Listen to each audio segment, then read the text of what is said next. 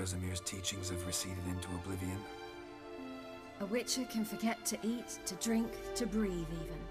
But a Witcher never ever forgets to care for his blade. Yeah, I used to repeat that incessantly. Never tired of doing it either. What creature was it? Huh? Creature? One that gave you the scar over your left eye. It's new. I don't remember it. Souvenir from the Cockatrice of Spala. Another addition to the collection. Nothing special. Yours is healed beautifully, though. Avallac'h. He prepared some special ointments for me. But that was before the curse gripped him. Wonder where he is now. We lifted the curse. He's at Kaer Morhen, waiting for you. Are you serious? You must be. You'd not jest about something like that. A nice thing to wake up to. You trust him? Avallac'h? He's not let me down to date. Not once. Why exactly is Avallac'h helping you? Sages have never been fond of humans. He doesn't do it for me. It's about my power. As if it could ever be about anything else. Avallac'h tried to teach me how to control my ability. He was also making sure I didn't fall into Eredin's hands.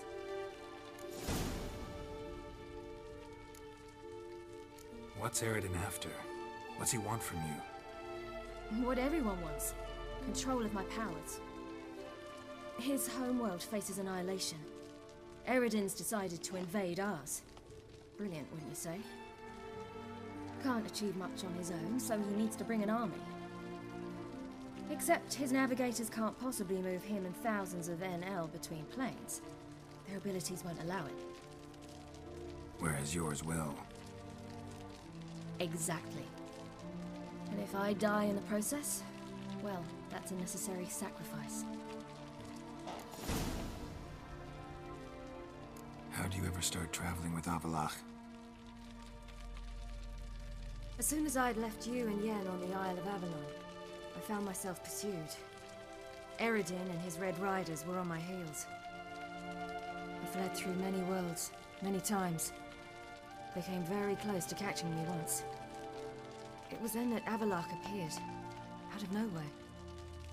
He found a portal, and took us to a world where Eredin couldn't find us for, oh, perhaps half a year.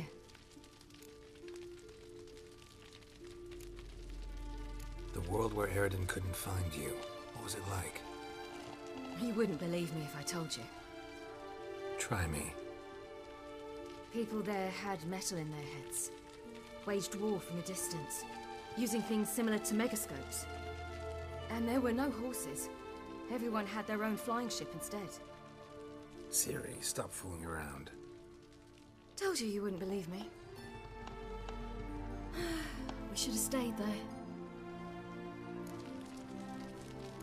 So why'd you return? I thought the hunt had lost my scent for good. I thought I was safe. Besides, I wanted to find you. You and Yennefer. You were looking for us.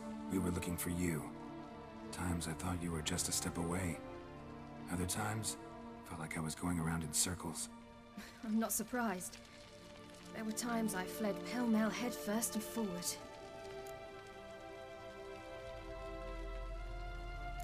So tell me how it happened, step by step. Eredin located us mere moments after we landed on Ard Skellig. Soon after, he and his riders surrounded us. I thought it was over, the end.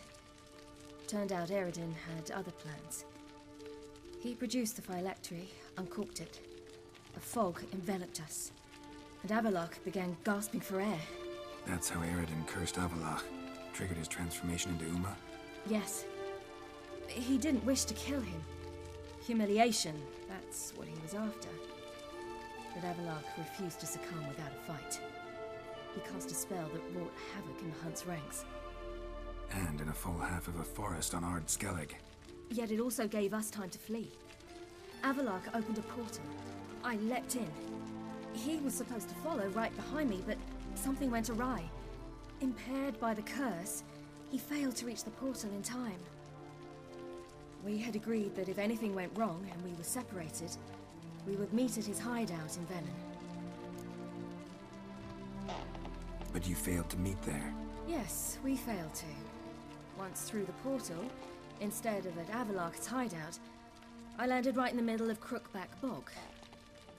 I barely escaped the crones. And then there was the Baron.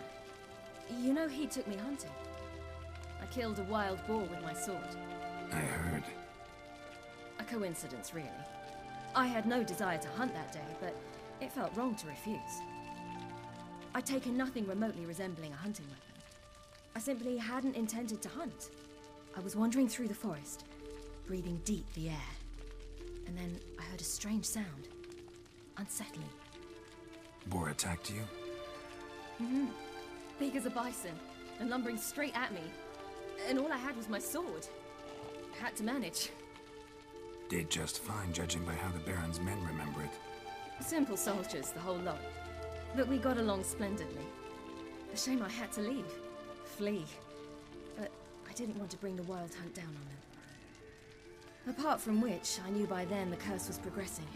So instead of looking for Avallac'h, I decided to find you and Yen. So how do you even meet a man like Whoreson Jr.? You and Yennefer were nowhere to be found, and I needed someone who could fix the phylactery. No ordinary craftsman would do. I needed a mage, one with extraordinary powers. Dandelion took it upon himself to help me. It was as if his honor depended on it. He arranged a meeting with a mage, but it proved a trap set by the Temple Guard. Failed to mention that. Probably didn't want to worry you. Later, we learned the Guard did that sort of thing regularly, in the hope of nabbing anyone who collaborated with mages. We needed to find another way. That was clear.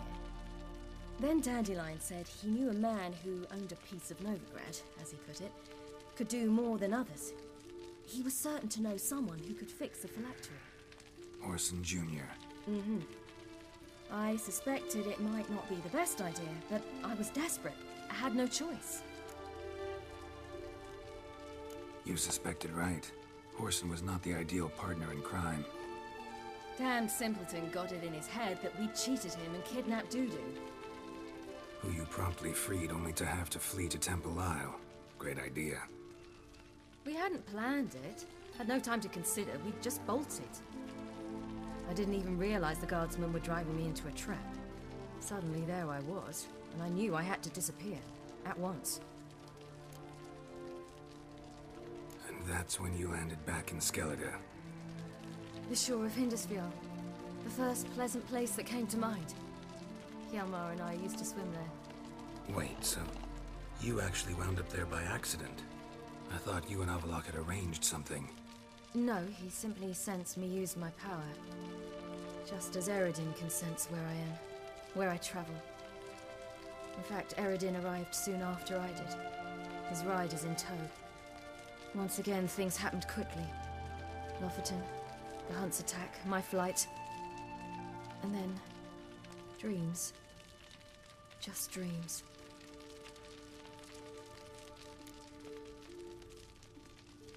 What did you dream?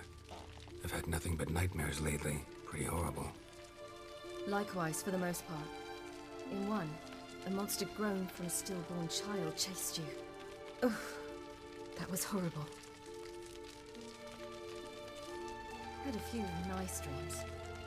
For example, in one we sat around a fire, drinking good wine, and all around people danced and laughed.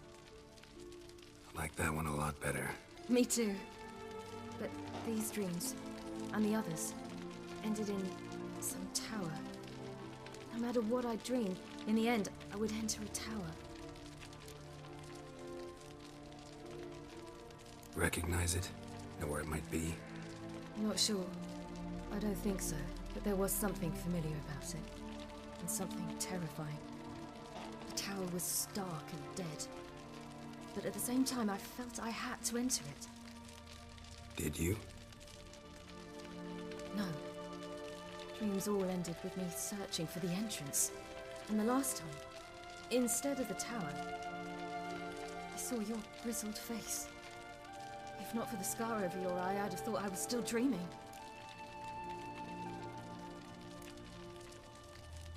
I was afraid you were dead.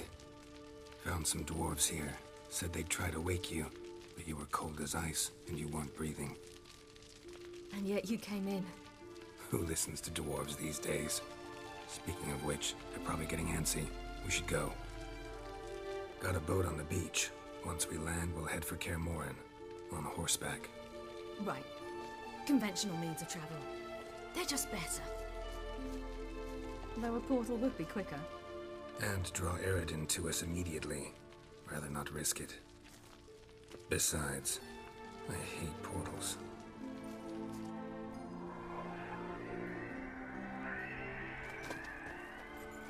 Damn.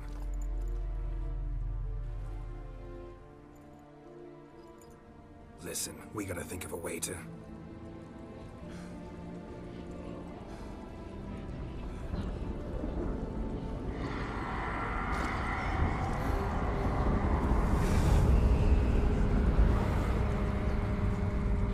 Get us out of here.